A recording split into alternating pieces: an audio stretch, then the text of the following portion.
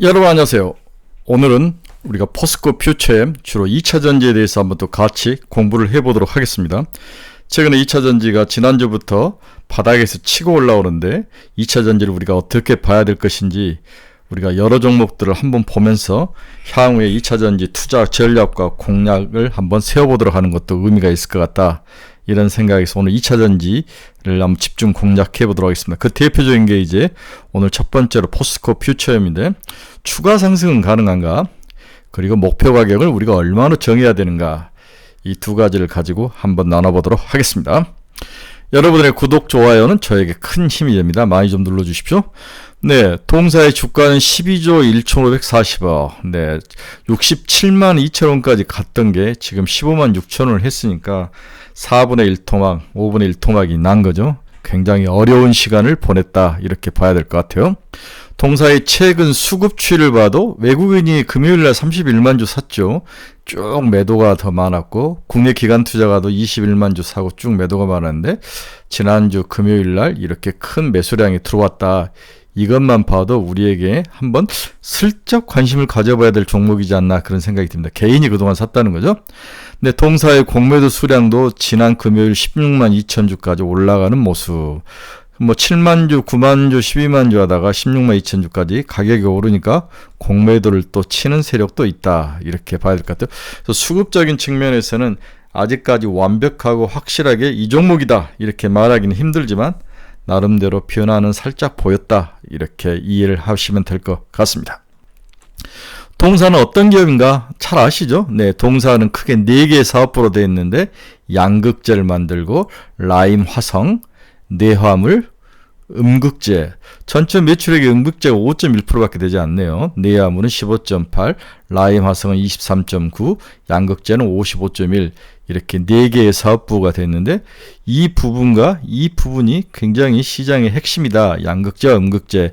양극재와 음극재를 동시에 하는 회사가 많지 않은데 동사가 유일하게 우리나라에서 양극재와 음극재를 다 생산하는 기업이다. 이렇게 봐야 될 것 같아요.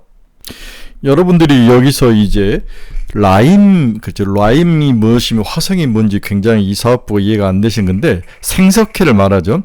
보통 생석회는 석회석을 1100도 이상 고온으로 가열을 하면서 생산하고 있는데 주로 제강산업에 들어가는 제품이죠. 건축, 비료, 해양 수질 개선 등에 쓰이는 물질로 포스코 퓨처엠에서 생산하는 생석회는 소결광 생산의 결합체 역할을 하는 제성용 생석회와 제강의 불순물을 제거하기 위한 제강용 생석회 이렇게 생산하고 있다. 이렇게 보는 게 맞을 것 같습니다. 네, 무슨 의미인지 잘 이해하셨죠? 그래서 우리가 보통 소결광이란 그 철과 탄소, 철과 구리, 철과 니켈광 등 이 소결광을 사용하여서 주로 생산하는 그러한 제품에 들어가는 생석회가 바로 우리 포스코 퓨처엠에서 만든 라임이다. 이렇게 생석회다. 이렇게 하시면 될 것 같아요.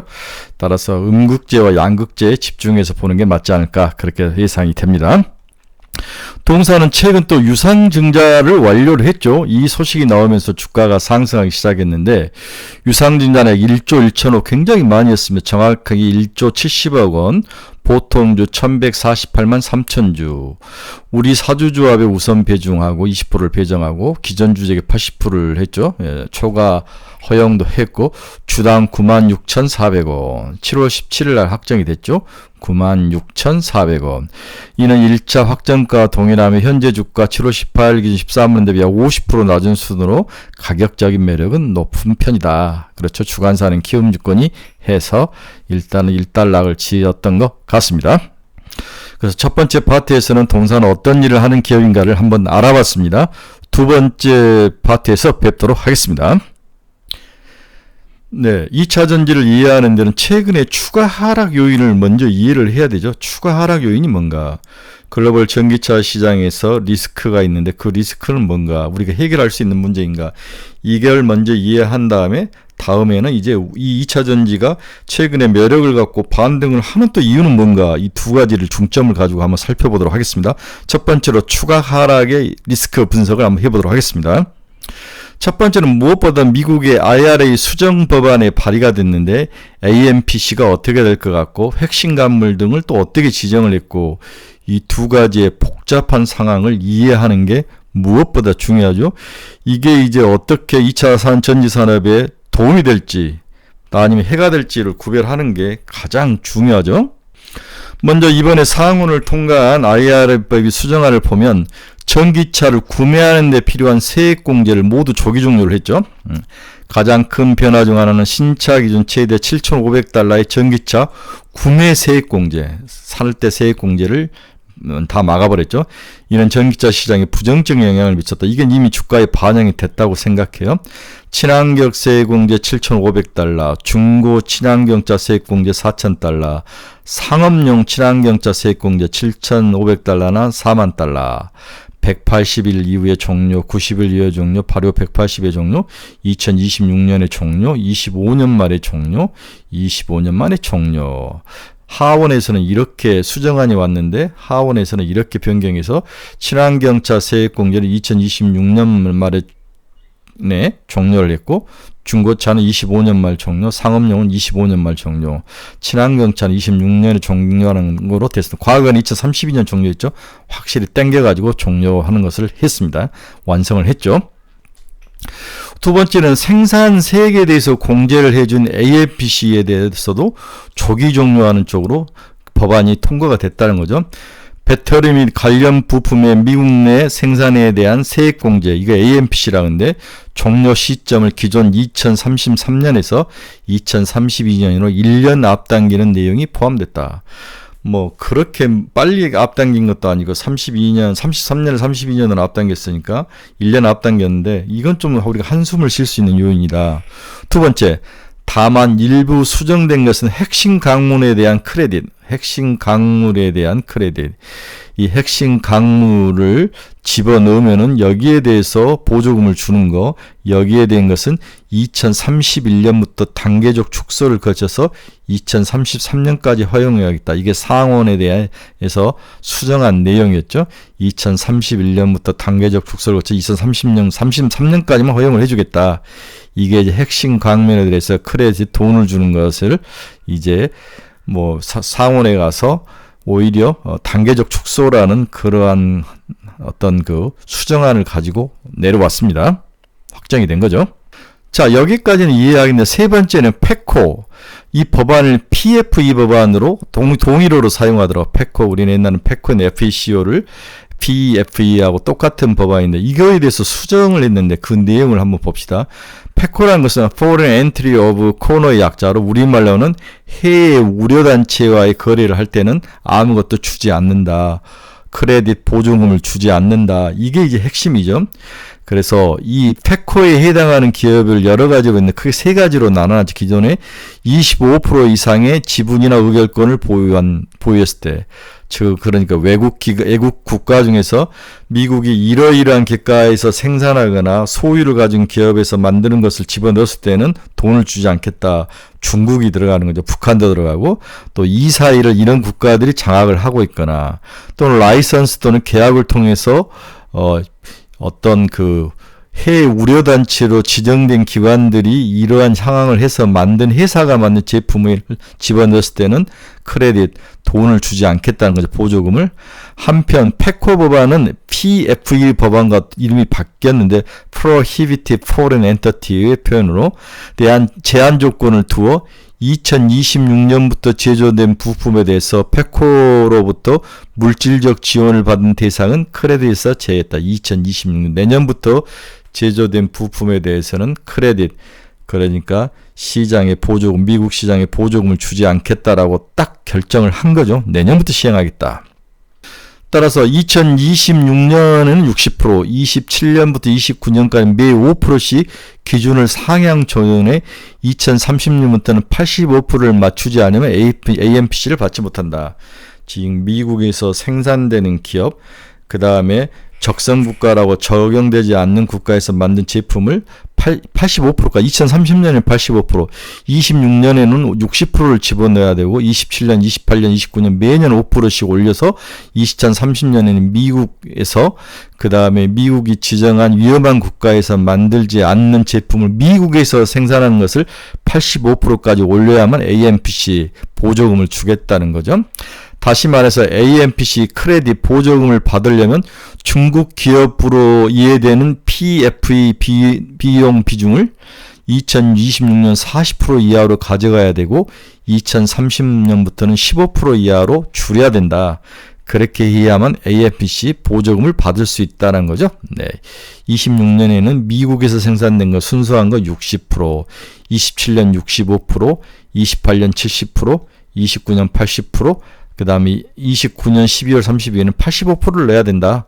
네, 굉장히 엄격한 규정을 적용을 해놨습니다. 그러면 방금 앞에서 지정한 AMPC를 그런 기준으로 85%까지 30년에 맞춰야 되는데 핵심 간물을 미국에서는 어떻게 조정을 했느냐. 첫째는 양극에서는 액상 전해액은 핵심 광물이다. 여기에 85%까지 맞추는 데 들어가는 거죠. 분리막, 코팅막도 여기에 들어가고 리튬, 니켈, 코발트, 망간, 알루미늄, 흑연 이건 다 포함이 돼 핵심 광물에. 다음에 ACM이 없는 배터리 재료, 도전제, 바인더, 솔벤트, 도전제, 바인더, 동막, 분리막 이렇게 복잡하게 핵심 광물로 지정해 놓고 이 핵심 광물이 AMPC 즉 크레딧 보조금을 받으려면 이러이러하게 미국에서 순수하게 생산하는 제품을 소재를 집어넣어서 만들어야 된다. 이 규정을 이번 상원 수정안에 넣었다는 거죠. 이해하시겠죠, 여러분? 네, 굉장히 복잡하지만은 결국 미국에서 만드는 제품은 핵심 부품은 이렇게 다 지정을 딱 하고 여기에 대해서는 2026년에는 60%까지는 미국에서 만들어라. 그 다음부터 매년 5%씩 해서 30년부터는 최소한 85%가 들어와야 된다. 그렇지 않으면 AMPC를 보조금을 주지 않겠다. 이렇게 딱 결정을 한 거죠.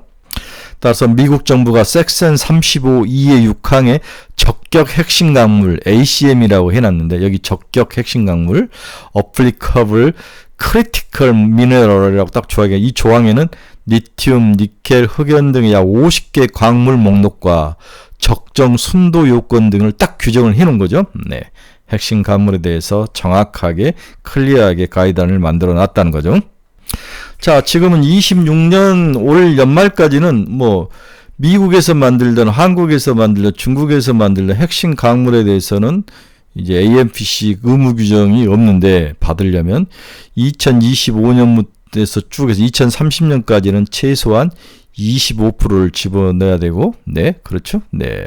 그 다음에 33년엔 30%. 예, 미국 생산 비중을 늘려야 AMPC 비용이 적용이 되는 대상이다. 이렇게 결정을 보시면 될 것 같습니다. 그래서 최소한 AMPC를 만들려면 전체적으로 중국에서 만들지 않고 중국에서 만들지 않아야 될 비용은 65, 75, 80, 85까지 전체 비중에서 이게 늘어나야 돼요. 중국 예제에 의해서 늘어나야 되고 그 다음에 미국에서는 최소한 25%, 30%, 30년까지는 25%, 30년까지는 30% 정도는 미국에서 만드는 제품이 들어가야 된다. 이 규정이 조항이 들어가 있는 거죠. 자, 그러면 우리가 배터리를 한번 보면 배터리는 양극재가 51% 가격의 전체 51%를 차지하고 음극재가 14%, 분리막이 16%, 전해액이 8%, 기타가 11%가 되는데 이 중에 음극재하고 전해액은 거의 중국 기업들이 다 잡고 있는 거죠. 그럼 양극재를 한번 보면 양극재의 80%, 양극재 가격의 80%는 누구냐? 전구체 가격이라는 거죠. 근데 이 전구체의 대부분을 중국에서 만든다는 거죠. 그러면 앞에서 말한 AMPC를 만들려면 이 전구체에 들어가는 중국을 좀 벗어나야 되는 거죠. 네, 벗어나야 되는데 우리나라도 사실 중국에서 이 전구체를 많이 사오는데 우리나라도 전구체를 중국에서 좀 독립해서 만들고 이렇게 해야만 이 AMPC를 많이 받을 수 있는 그런 구조. 따라서 중국을 탈피하는 게 지금 가장 중요한 핵심 과제이다. 그렇다면 우리나라가 전구체를 우리 내부에서 만들어서 이렇게 준다면 상당히 우리나라도 경쟁력은 있다. 시간이 좀 걸릴 것 같아요. 그래서 전구체를 우리가 프리코스라고 하는데 전체 양극재 가격의 80%가 전구체 가격입니다. 양극재 원가의 가장 압도적인 비중을 차지하는 게 전구체이다. 전구체는 니켈, 코발트, 망간, 알루미늄 등 전이 금속을 특정 비율로 혼합하여 만든 수산화물 형태의 중간 재료이다. 이 전구체에 리튬을 섞어서 소성 열처리를 해서 최종 양극재가 만들어진다. 이 전구체의 종류는 NCM, NCA, LF 등과 금속 함량, 하이 니켈에 따라 성격과 가격이 좀 달라진다. 전구체 자체의 원료인 니켈, 코발트, 망가 등의 가격 변동과 공급망 의존도가 전구체 원가에 큰 영향을 미친다. 여기에 리튬 가격이 20% 정도를 차지하죠. 리튬은 모든 양극재에 필수적으로 포함된 원소이다. 리튬 원자재 가격 변동이 양극재 원가에 직접적인 영향을 미친다. 최근 리튬 가격 변동성이 커지면서 양극재 조사자들의 수익성에 큰 영향을 주었다.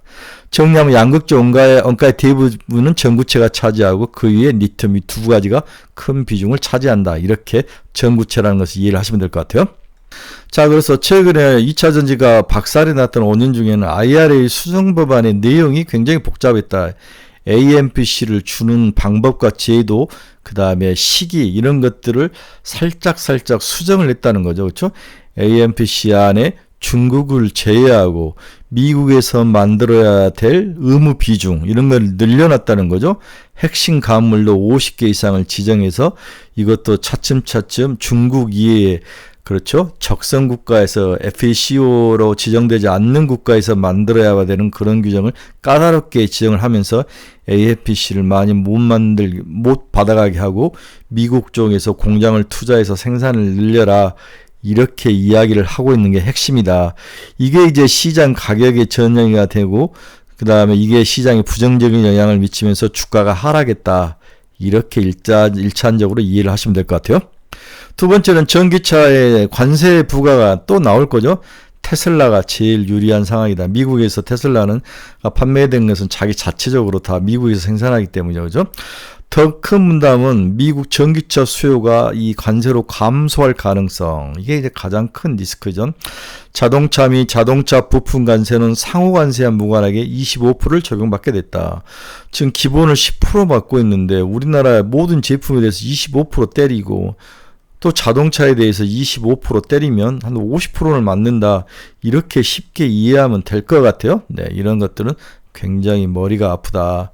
현재 상황으로는 중국 전기차 배터리는 73.4, 한국사 배터리는 25, 미국 배터리 제조 시 필요한 소재의 경우 수입관세 25% 부과를 일단 피하기는 어려운 상황이다. 그래서 혼다는 미국에서 18%, 멕시코나 캐나다에서 82%, 폭스바겐 27%, 스텔란티스 62, 포드 48, GM 54, 테슬라 100.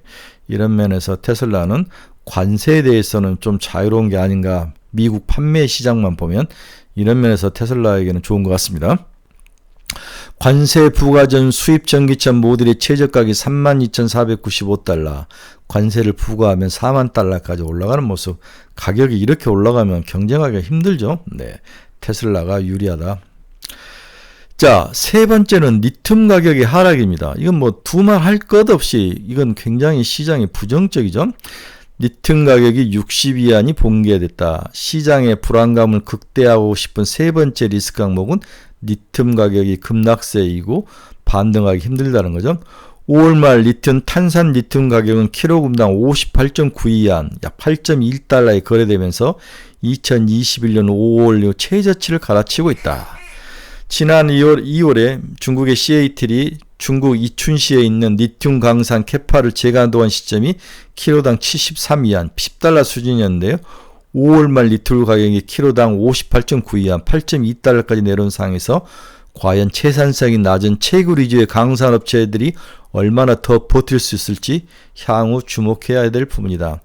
따라서 항상 이러한 사건이 벌어지면 줄이죠. 이제 생산을 줄이고 광산들이 자체적으로 죽을 건 죽고 살 건 사는데 그러한 후에 한 2, 3년 후에 가격이 오르면서 바닥을 치고 올라오는데 이제는 가격을 좀 줄이고 생산을 좀 줄이는 시점이 벌써 한 2년은 됐으니까 내년 정도면 가격이 반등해서 올라오지 않을까 개인적으로 그런 생각도 해봅니다. 그래서 탄산 리튬 가격은 여전히 58.92위안까지 빠져 있는 모습. 다 빠지죠. 리튬, 니켈, 리튬 가격은 뭐 그대로 있고, 예, 리튬 가격이 이게 파란 건이 많이 빠져 있고, 니켈 가격은 살짝 상승해 있는 모습. 탄산 리튬 가격은 많이 빠져 있는 모습. 뭐 가격이 살아날 기미는 아직 보이지 않고 있습니다. 이게 재고가 쌓이고 재고가 가격에 이전이 되면서 이제 문제를 크게 일으키는 거죠. 비용이 올라가는 거죠. 네, 탄산 리튬 가격이라든지 이런 재고 가격, 처음에 살 때 가격이 올라야 가격에 전가를 해주는데 비싸게 사놓고 가격 전가, 그러니까 배터리 가격이 빠져버리면 상당히 손실이라는 거죠. 네, 이런 것들이 시간이 좀 걸리고 재고 조정이 좀 필요하다. 근데 지금부터 올 하반기부터 뭔가를 사오면 재고로 쌓아놓으면 내년에 가격이 오른다면 재고에서도 플러스가 많이 나기 때문에 돌아설 수 있지 않을까. 그 시간이 좀 필요하다. 이 부분은 그렇게 정리하는 게 맞을 것 같아요. 또 어떤 분들은 앞에서도 이야기했지만 장기적으로는 리튬이 부족한 사태이다. 부족한 시기가 올 것이다. 장기적으로 필요한 리튬 수요를 감당하려면 가격 상승이 곧 나타날 것이다. 올 하반기부터 나타나거나 내년부터는 본격적으로 나타날 가능성이 높다는 거죠. 글로벌 리튬 수요 전망을 보면 2025년 수요는 미국의 관세 영향 및 기타 무역 조치에 대한 불확실성과 매크로 환경 변화를 감안해 2024년에 비해 15%에서 40% 범위 내에서 성장할 것으로 예상을 하고 있다. 엘버말이라는 미국의 유명한 이제 리튬을 생산하는 광산을 가지고 있는 기업은 중장기 전기차 및 ESS 성장을 감안 시 2030년 리튬 수요는 250에서 330만 톤으로 커질 것으로 전망이 되고 있다. 길게 보면 그렇다는 거죠. 장기적으로 이 정도 필요한 리튬 물량을 확보하려면 한계 비용을 넘어서 가격이 상승해 있어야 된다. 만약 가격 상승이 일어나지 않으면 관련 증설이 투자가 되지 않는 거죠. 증설 투자가 안 되는 거죠. 공급 부족이 나고 다시 원재료가 상승하면 배터리 가격이 상승하고 그때야 우리 이제 양극재 기업들이 다 주가가 오를 수 있는데 이게 이제 내년 정도라는 거죠. 결국 전방 수요 시장 성장이 지속된다면 리튬 가격은 중장기적으로 상승할 가능성은 남아있다. 따라서 단기적 밸류 체인 내 한계 기업의 출현 가능성에 따른 리스크만 잘 넘어가면 되는데 여기를 못 견디고 넘어가는 기업들이 많은 시기가 지금에서 올 연말까지다라고 봐야 될 것 같아요. 따라서 단기적으로 밸류 체인 내 한계 기업 출현 가능성에 따라 리스크가 높은 시점인데 이 상황이 벌어지면 오히려 중장기적 리튬 가격의 저점 시점이 앞당겨질 수도 있다. 미리 망에 떨어지면 저점이 올라갈 수 있다는 거죠. 이런 점도 길게 보면은 긍정적인데 단기적으로 봐서 우리는 지금 한 달 보고 싸움을 하는 거니까 아직까지는 리튬 가격 상승에 대해서 기대는 어렵다. 이게 이제 주가를 박살낸 두 번째 원인이었다는 거죠. 자, 그러면 반등 요인은 없는가? 2차 전지가 지금 최근에 매력적으로 확 달려드는데 거기에 대한 반등 매력은 없는가? 있다. 첫 번째 유럽판 IRA법과 독일의 유럽판 IRA법을 들여오고 CO2 규정 이행이 급증하면서 중국에 대한 견제에 대한 기회 이런 것들로 인해서 가격이 상승할 가능성이 있다. 먼저 독일이 대규모의 재정 투자를 하고 유럽판 IRA 법안을 통과를 시켰죠. 개정된 헌법에 따라서 독일 정부는 10년간 1조 원 유로, 약 1.1조 달러에 달하는 재정 투자를 진행할 계획이다. 알리안즈에 따른 약 5천억 유로 규모의 인프라 특별기금을 신설하고 이 중 1,000억 유로를 기후 및 에너지 전환 프로젝트에 배정할 방침이다. 독일 정부는 해당 프로젝트와 관련해 구체적인 입법 및 시행 계획을 2025년 하반기에 발표하고 26년 이후 향후 10년간 에너지 전환 프로젝트를 본격적으로 추진할 예정이다. 이게 이제 살짝 바닥을 치어서 올려오는 모멘텀이 다시 쑥 들어가 버린 거죠. 네, 전쟁이 일어나고 그렇지만 최근에 통과를 했기 때문에 이게 하반기에 갈수록 주가의 바닥을 지켜줄 바닥에서 반등을 해줄 모멘텀이 충분히 될 수 있다. 미국의 IRA법과 동일한 전기차 세액 공제 및 AFNC와 같이 친환경 산업에서 유럽의 역내 공급망에 대한 지원 형태로 구체화될지 지켜봐야 하겠지만 재정 규모만 보면 기대감을 키우기에 충분하다. 그러면서 삼성증권 장정훈에는 독일의 GDP가 4.5조 달러, 미국이 28.8조 달러인 게 16%죠. 독일이 미국 국가 규모 16%인데 관련 예산 향후 10년간은 130%나 더 쓴다는 거죠. 5,600억 달러를 쓰고 미국은 4,300달러를 쓰고 그다음 친환경차는 미국의 31% 정도 수준을 쓰니까 그렇게 나쁜 것 같지는 않다라고 봐야 될 것 같아요. 일단 이 법이 다시 살아난다면 우리가 고민했던 전기차 시장의 바닥은 치고 올라올 가능성에 대한 모멘텀은 충분하다. 두 번째, 유럽의 CO2 규정을 아주 강하게 밀어붙이고 있는데 25년까지 규정을 주고 27년까지 3년 동안은 이것을 잘 맞추고 자기 나름대로 조절을 하겠다는 거죠. 예를 들어서 25년은 못 맞추면 27년까지 맞춰야 되기 때문에 26년에 좀 줄이거나 뭐 이렇게 해서 맞춰야 되는데 나중에 한꺼번에 맞추면 어려우니까 규정 준수를 엄격하게 하면서 나올 가능성. 그래서 CO2 규정, 배출 규정을 줄이기 위해서는 전기차 생산과 전기차 판매를 늘려야 하는 방법밖에 없다. 그런데 이러한 낙수 효과를 누가 가져가고 있느냐? 중국이 가져가고 있다는 게 가장 큰 문제라는 거죠. 네, 이런 문제들이 시장, 원래 한국이 좀 수혜를 받을 거라고 예상을 했는데 중국이 수혜를 받으면서 좀 시장에 실망감이 나온 게 아닌가 그런 생각도 듭니다. 그래서 25년 킬로그램당 130g이었는데 다음에 2015년에서 130g, 20년에는 95g, 그 다음 25년은 93.6g, 30년에는 49.5까지 줄여야 되는데 이 사이에 어떤 조절할 수 있는 시간을 줘서 미리미리 뭐 CO2를 줄이는 방법으로 전기차를 많이 생산한다든지 여러 가지 방법을 써라. 한꺼번에 나중에 줄이려면 안 된다는 거죠. 네, 이러한 강제 규정 개정안이 통과가 된 것도 상당히 이게 이제 그동안은 많이 회자는 됐는데 워낙 2차 전지가 안 좋았기 때문에 사람들에게 어필을 못했는데 하반기부터는 어필할 가능성이 높다. 저는 이제 2차 전지가 바닥에서 캐즘을 탈피할 가장 큰 요인으로는 저는 자율주행 시장의 개화다. 이 부분을 가장 높게 들고 있습니다. 앞에 것들은 우리가 이미 시장에서 다 이야기 되고 그래도 주가가 빠진 거죠. 하지만 최근에 자율주행 시장 개화가 2차 전지 캐즘 탈피의 동력으로 작용할 것이다. 이게 제가 가장 크게 보는 원인이라는 거죠. 그래서 이걸 믿는다면 2차 전지를 사야 된다. 내용을 한번 봅시다. 루시드 모터스, 우버와 협력해 로보택시 서비스 진출 계획을 발표했다.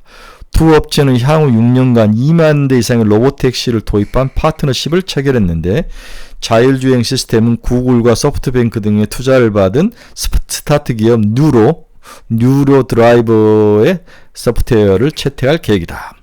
뉴로의 레벨 4 자율주행 기술이 탑재된 루시드 차량을 우버가 로보택시로 운영을 하겠다는 거죠.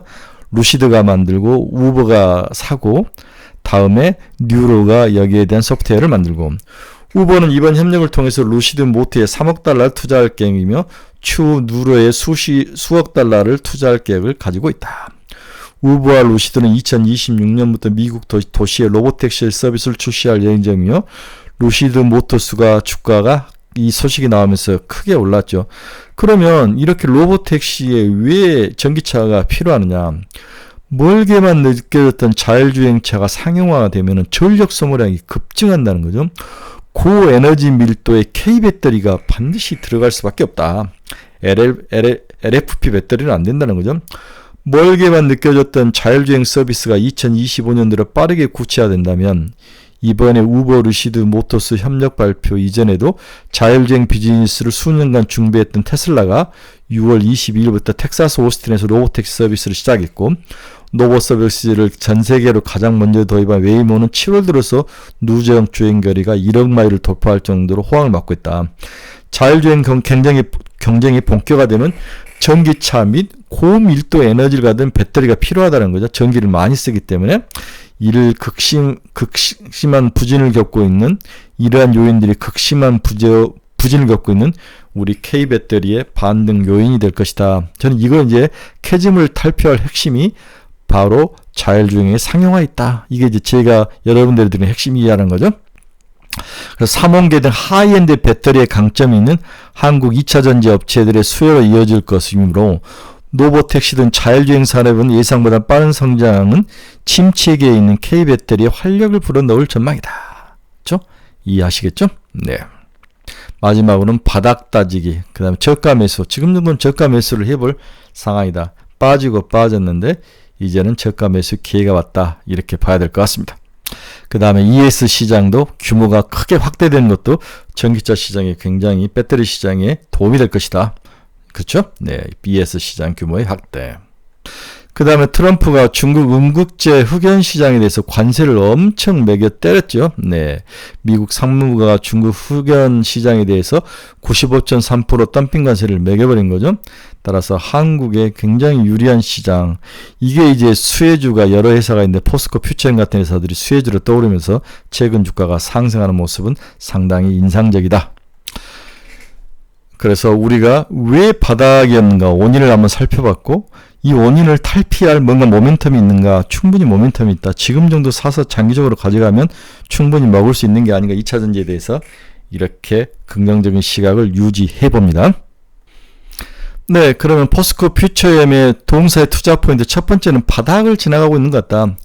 양극재 사업은 높은 미국 의존도로 전기차 세액공제 조기 종료에 따른 수요 둔화 영향은 불가피하다. 그럼에도 광양 전구체 45,000동 가동에 따른 양극재 수직 계열화, 비중국산으로 경쟁사 대비 프리미엄 부여가 가능할 것이다. 중국산 음극재 흑연에 대해서 98.5% 관세를 때리죠. 음극재도 주요 고객사들의 중국 의존도 축소 니즈로 당사 경쟁력이 부각되며 점진적인 물약 회복 및 실적 개선이 기대가 되고 있다. 두 번째, 동사 2분기 실적을 한번 봅시다. 기초 소재 실적 호재에도 양극재, 음극재 적자로 컨센서스는 하회할 것 같다. 25년 2분기 영업이익은 마이너스 55억 적자 전환, QOQ로 컨센서스는 84억 원이었는데 하회할 전망이다. 84억 플러스에서 마이너스 55억으로 에너지 소재 매출액은 4,360억 마이너스 14% QOQ로 영업이익은 마이너스 258억 적자 전환이 예상된다. 그렇죠? 기초 소재도 적자 전환, 에너지 소재도 적자 전환. 양극재 매출액은 판가 하락성 및 미국 삼성 SDI 스텔란스의 조인트 벤처양 중심의 판매량 감소로 3,917억으로 QOQ로 16% 하락 전망. 영업이익은 광양 전구체 초기 가동 비용 및 재고 평가 손실 등으로 적자 전환. 양극재, 에너지 소재, 기체 소재 모두 다 2분기 실적이 안 좋을 것이다. 바닥이다. 무엇보다 하이니켈 양극재 출하가 예상보다 하회하면서 가동률 하락했다는 적자 전환과 처음 돌리기 시작한 광양 전구체 라인의 초기 수율 이슈에 따른 비용 증가가 메탈 가격 하락에 따른 재고 평가 손 여러 가지 원인으로 2분기 실적은 바닥이다. 적자다. 양극재 출하가 약화됐던 것은 전구체 초기 수율 부진에 따라서 M86 물량이 3분기로 2월된 영향으로 해석이 되고 있다. 음극재는 판매량 증가로 외형 성장이 기대되나 저율 가동이 이어지며 적자 지속이 되고 예상 기초 소재 영업이익은 203억이 예상되고 있다. 네. 원가 하락이 지속된 가운데 판가 상승에 따른 스프레드 개선으로 수익성 회복은 기대가 되고 있다. 음극재 판매량은 플러스 203억 정도? 네. 그나마 여기는 또 마이너스는 아니네요. 3분기는 반등할 것 같다. 네, 음극재 반등이 핵심이다. 네, 국내 유일의 음극재 생산업체로 미국의 대중국 관세로 인한 수출 확대 및 이익 개선 가시성이 높아지고 국내 전구체 본격 양산에 따라 북미 OEM양 출하량도 기존 우려와 달리 예정된 물량 소화할 가능성이 높아짐에 따라 2분기에 줄었던 M86 전구체 제품도 하반기 관련해 출하가 크게 늘어날 것이다. 이제 수율을 잡아가는 거죠. 음극재의 가동률 확대 상황으로 가격 협상력이 높아질 가능성과 양극재 부분까지 시너지를 기대해 볼 수 있다는 점을 감안하면 최근 1년간 받아왔던 PER 대비 PBR 프리미엄 상단가 130%를 적용해 볼 만하다. 그럼 평균보다도 음극재가 있기 때문에 PBR 가격을 30% 더 줄 수 있다. 양극재와 음극재의 사업 환경 변화에 따른 중장기적 긍정적인 변화도 우리가 동사가 바닥을 치고 올라올 수 있는 모멘텀이 될 것이다. 하반기 2월 됐던 북미 고객상 M86 양극재 출하가 더해지고 NCA 부분도 ES양 물량이 더해지면서 양극재 부분 가동률이 개선되고 이에 따라 흑자 전환이 3분기, 4분기부터 나타날 것이다. 적자했다 흑자로 돌아서고 흑자가 커질 때 이때 사야 되는 거죠. 특히 동사의 주요 공유 얼티엄 셀향 적격 전구체를 확보해서 수율이 올라가면서 경쟁사 대비 점유율 확대도 동사에게는 유리할 상황이 될 것 같습니다. 네, 동사의 2분기는 매출액은 7,800억. 네, 기초소재 이렇게 영업이익은 마이너스 60억. 그 다음 분기 또 플러스로 돌아서죠. 200억. 올해는 520억, 내년은 3배 정도 나는 1690억. 이제 3분기, 4분기 때 사야 되지 않을까? 그런 생각이 듭니다. 네, 오늘은 상당히 최근에 핵심적으로 이 매력을 가지고 있는 우리 포스코 퓨처엠에 대해서 같이 나눠봤습니다. 네, 가격은 저는 20만원까지 보자. 네, 20만원까지 보자. 15만 6,900원인데 20만원이 목표 가격이다. 여러분들 투자에 많은 도움이 되시길 바랍니다. 여러분 중에서 투자의 방향성을 잃어버리거나 종목 상담이 필요하시거나 관심 종목이 필요하신 분들은 제 카페 주소 치고 들으십시오. 여러분의 좋은 친구가 되도록 하겠습니다. 여러분 감사합니다. 또 다른 종목으로 같이 뵙도록 하겠습니다. 즐거운 하루 되십시오. 감사합니다.